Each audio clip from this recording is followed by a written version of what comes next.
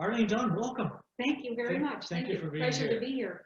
Why don't you take a few moments to tell us something about yourself and why you're running? Sure. So my name is Arlene Dunn, and I'm married to John, and he's a retired pipe fitter welder. And we have a daughter. She's 16. Her name is Aaliyah, and she's entering the last year at St. John High in the IB program. So Nice. that's a bit of personal perspective. Very good. In terms of why I'm running, I think that this is a riding that suits me really well. I spent 25 years of my career here servicing this riding, providing training as well as jobs and opportunities for people. So this is exactly where I need to be. I'm really excited. What's a campaign day like for you in this unprecedented COVID environment? Well, it's pretty crazy, to be honest with you. We start around 9:30 in the morning, and we're usually in the office till 9:30 or 10 at night. It's a different perspective because obviously you don't get a chance to get out and meet with people face to face, and people would like to actually put a face to a name, which I think is important for the candidates. Sadly, this is not an opportunity for us this year, so it's a lot of phone calling, a lot of one-on-one discussions. People will drop by for a coffee, try to get to know you in that short period of time. So it's been a challenge, but it's also been really unique because you kind of have that more one-on-one opportunity with people if they're able to come out and actually see you, and of course follow all the restrictions and precautions around COVID. But it's really different and very laborious, but in some respects, very heartening and very encouraging. Great. I'd like to talk a bit about voter turnout. The provincial turnout rate has declined over the years from over 82% in 1967 to just a little over 66% 2 years ago. Turnout rates are particularly low in St. John and even more particularly in St. John Harbour. The lowest voter turnout rate of any of the 49 constituencies in the last two provincial campaigns. Do you have an explanation for this, or what can we do to increase the turnout rate? I do have an explanation for this, and I think what it is because of the riding that we're in, there's a lot of issues with regards to poverty, and issues are more of a priority than actually going to vote. And I know that, exercising our democratic right to most people is something that is a priority. However, when you're concerned about where your next meal is coming from or where you're going to sleep tonight, it's not really a priority. So I think we need to have an education aspect to the voting process. We need to make sure that people understand that, we understand that you have these other priorities that are an issue right now, but it's really important for you to get your voice and your vote out there because then we can change things moving forward. Mm-hmm. I've had a number of discussions with people around that particular realm. And I mean, that's the issue. I mean, they'll say to me, Arlene, why do you want me to vote? Why is it so important that I vote? I don't have a place to stay tonight. And I have to take 10 or 15 minutes to explain, you are important. You're a citizen with a voice, and you have a democratic right. And you are very important, and you need to vote. And a lot of times, to be perfectly honest with you, it's a matter of picking them up, taking them to the polling station, having that discussion with them, and doing that one-on-one management. Mm-hmm. And that's going to make a big difference. That's how you get the voters out, because for so long, many of them have been neglected. And this process is really not something that they see in their life that's really a priority. We canvassed a number of community organizations that work in the constituency, and we've got a couple of questions now based upon the themes that they raised. And the first one relates to poverty, where the rates have been persistently high in St. John Harbour. People commented that minimum wage rates are low and only tied to inflation, that social assistance rates are low, that millions of dollars has been spent by the province in St. John since the election in 2015. What do we have to do to get that rate down? I'm not really a big advocate of throwing money at issues. I think that we need to get out there and work with the community leaders. There's lots of great stuff that's happening here. People who know this better than anybody else does. I myself personally came from poverty. And I know that I wouldn't have never had those opportunities that were presented with me if someone wouldn't have taken me by the hand and said, here's an opportunity for you. It's almost like case management, Randy. Mm. You have to put that time in and that effort in to show people that, you're a valuable individual. We understand that you're living in poverty. Obviously, food source is the first thing. We've got to make sure people are fed. We've got to make sure we're safe. But then we have to lead them through the steps to understand where the opportunities are and to guide them to those opportunities and support them and mentor them. And I think that that's a way for us to do it. Myself, personally, I believe that we need to train people. We need to get them ready for the jobs.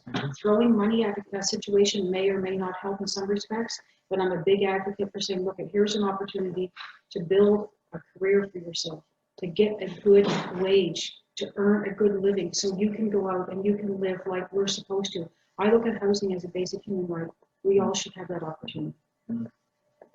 COVID was unanticipated and nobody could have predicted the impacts that it has, but it has certainly exposed and magnified a lot of issues for vulnerable populations.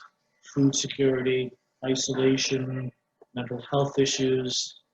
Precariously employed constituents have talked about a concern over the absence of paid sick leave days, for instance, and the opening of schools clearly worries a lot of parents. What's your plan to ensure that the issues highlighted by COVID are addressed?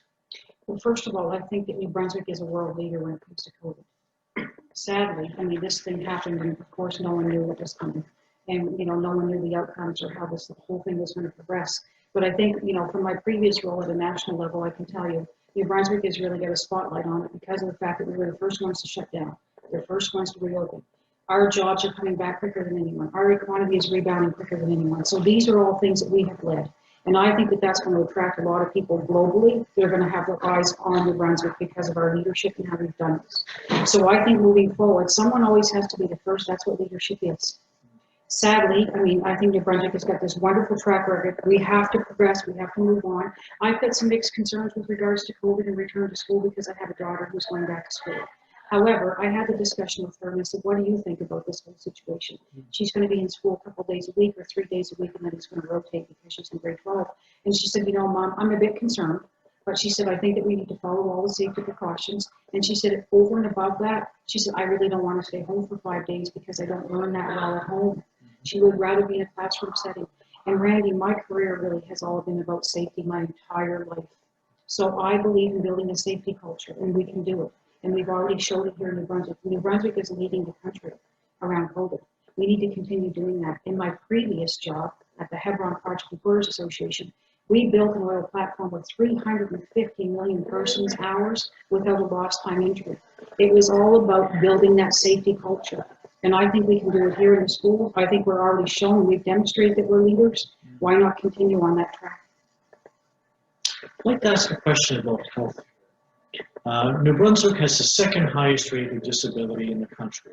And constituents have raised concerns about mental health and addictions, wait times, and access to a family physician. What would you do to improve our healthcare system generally and in the constituency in particular? Well, I have a lot of ideas around this whole healthcare issue, particularly around mental health, because I did do a lot of work around it, especially around the drug and alcohol addiction part of it. Because in the construction sector that I worked in for 31 years, we have a 25% more prevalent rate than other sectors do for opioid and drug abuse and alcohol addiction because of the nature of our work. So lots of people are working long hours. Sometimes they get hurt at work, and instead of saying, look, I'm going to go to the doctor and take some time off, they have to go on medication. They don't like to disclose that because some of the drug and alcohol policies are old, archaic policies that basically say, we're not going to, accommodate somebody who's on a certain drug. So that's always been an issue, so I understand that quite well. And I can tell you, we have a major issue in this riding around mental health. And I think that there's an opportunity here for us to put more resources into mental health, but from a caring perspective. Bad things happen to good people. And that's how I see this. And I see this as an opportunity because my previous job around mental health taught me a lot. And one of the things it taught me is that we need to be caring citizens, we need to help each other, and we need not to judge. So yesterday I had a meeting in the North End. One of the surprising things I found out, which was a bit of a surprise, but maybe not, is that has the second largest drop-off needle point in our riding, right? So that tells me we have an issue. When I met with some folks over there, they said, look, we don't judge people when they come in and they want food, when they need help, when they need a service. They come as they are and we meet them where they are. And that's exactly what we need to do around mental health. I'm a big advocate for understanding, look, people are not bad people. Bad things do happen to people and we need to meet them where they are and we need to support them. I would love to see us have a drug and alcohol rehabilitation facility here, something that is long overdue and something that's needed. That would be something that would really actually help this community tremendously, because then once we clean up some of that mental health and we support people and start fixing some of those situations, we can support them on to the next step, which is training and good jobs and opportunities that they currently don't have. In July, there were 89 people in St. John actively experiencing homelessness.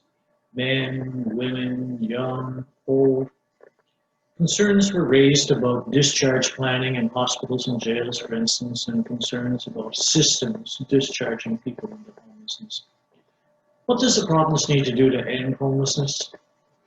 I've got a lot of good ideas around that. One of the first things that I would say is we have to stop this archaic process that we have with regards to how people qualify for housing.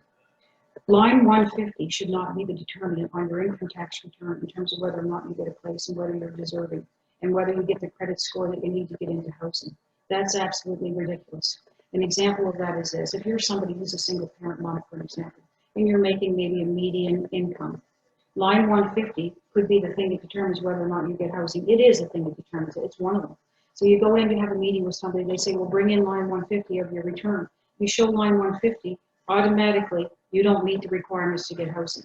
But what they don't understand is that single parent mom could be home with 2 or 3 children, maybe supporting her mom or her dad, right? So all of those factors need to come into play. I think a better model is case management. And I understand that the legislation on this requirements in terms of 150 has been around for who knows how long, federally legislated. That's got to change. It's got to be a case management system. It can't be all about line 150. Here's a question that's a Harbour specific question, and it's pretty simple. Do you support the proposal to build a new school in the South End? I absolutely do, and I really like the model that they have, which is a community integrated model. I think that's exactly what we should be doing. We need a holistic model because kids need to know that they have a place to go where people are going to support them, keep them safe, love them, show them care and guidance. That's so important, and I think that that model is exemplary. But having said that, I think we need a school in the North End as well. Are there any issues you'd like to raise? Any final comments? I guess I'm a big advocate for mental health, and I would like to see more resources and more work done around mental health in particular, because I think that that's a root cause of a whole pile of stuff. And I think if we can get to the root cause, we can make tremendous changes on all of the other social issues that we're having difficulties with. Arlene, thanks very much. Thank you, Randy. I appreciate the opportunity. Nice seeing you again. Thank you. Yep.